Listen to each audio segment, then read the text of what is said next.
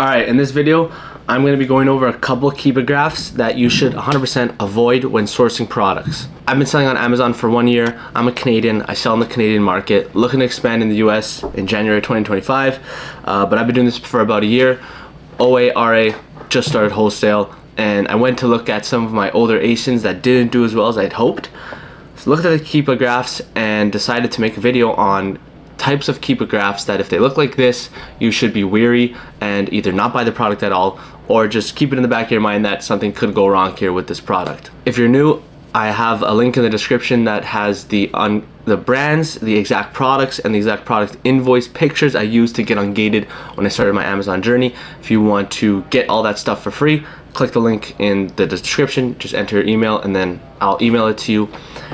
As well as if you want to get into Amazon selling and you're Canadian and you want to have a chat or just talk about what it's like from someone who's done it before, there's also a link that you could book a quick call with me and we could talk about Amazon and I can give you pretty much my experience so far selling in Canada. Let's look at these KEEPA graphs and I'm going to explain why they are not ideal and why you should be wary when sourcing a product that has a KEEPA graph that looks like this. So let's hop into the computer.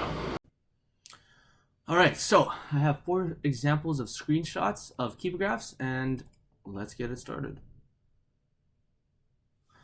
Alright, so this is an example of a KEEPA graph where maybe not necessarily you're not going to buy the product, but I would for sure hold on buying the product in this case. So what do we see here? We see there's a steady line of buy box currently from an FBA seller. Then we could see that it dipped down. So the buy box price got lower from around maybe $47 to it looks like now it's around $37. So $10 cheaper it looks like. Why did it get lower? Look at the supply. So there's one seller when it was high. As soon as more sellers hop on the listing, they start competing with each other and the price goes down. Now, I've learned the hard way a bunch of times where when you see a product and your point in time is currently at the peak, or you don't even know if it's the peak, of sellers rising. So see that the mountain of sellers are rising and now we're at the top. So either, what are the options? Either they keep rising or they go down.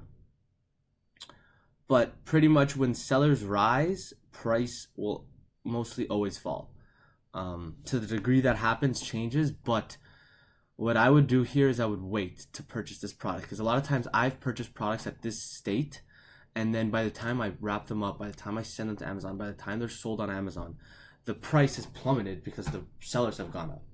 And in this point in time, the price has been, the sellers have been going up, and then the price will, not instantly, but shortly after sellers go up, by a staggered amount of time, the price will come down.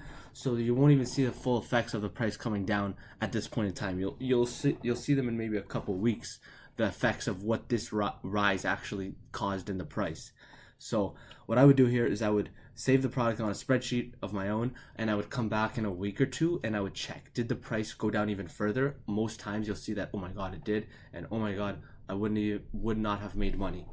So when you see a KEEPA graph like this where the seller goes up and the prices start to come down, hold on buying the product.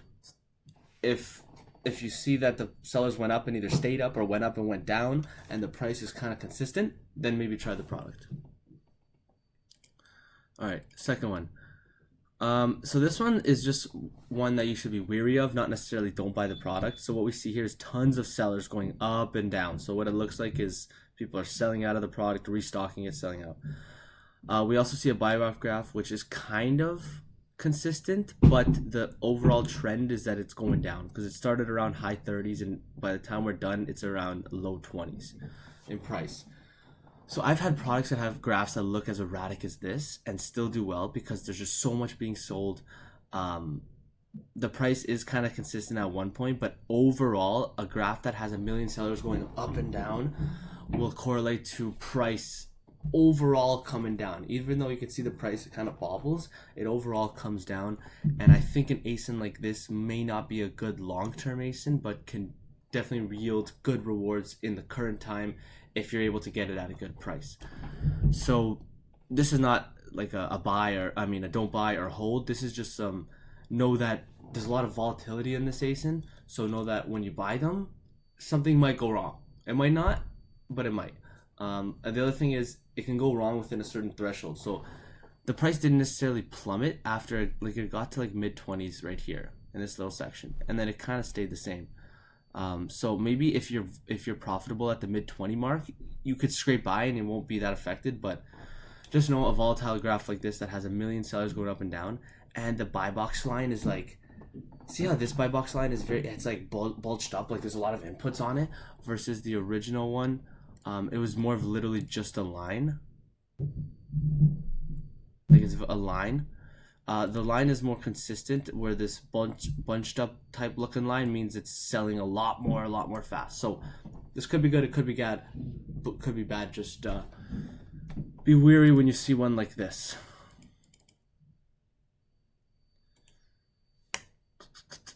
Okay, let's bring this guy up here. So this one. This one is not as bad, but it's a slow bleed. So what you see here is the sellers going up a little bit, but not enough to think that what I mentioned on the first one, where the price is going to plummet. This is just enough to take notice, but this is not necessarily a bad looking seller rise. What you see here is a slow decline on the price. So it starts at 30 and it ends at like low to mid 20s. This is not necessarily a bad KEEPA graph, but this to me looks like that this ASIN is on a slow bleed death. Eventually this ASIN will die out, and you could see it slow bleeding itself out right now. So what I would do is, as long as you're still profitable where it ends off in this, if you're still profitable at this $21 range, let's say, I would still test it out, because one, if it's gonna bomb, you still have time and you could probably sell it before it bombs, because this is a slow bleed out. Two, if it doesn't bomb, then you're good. So this one, what I would take from this graph is that the ASIN might not be profitable in the next 6 to 12 months, or even sooner, but it looks like a slow bleed out.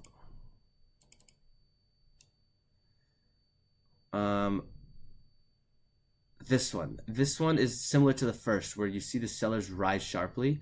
As you can see, the buy box has been kind of consistent. It's been pretty consistent, and you like a buy box like that stays, even though it has volatile jumps up and down. The overall buy box has been consistent at the two ranges, at this high 30 range to this mid to low 40 range.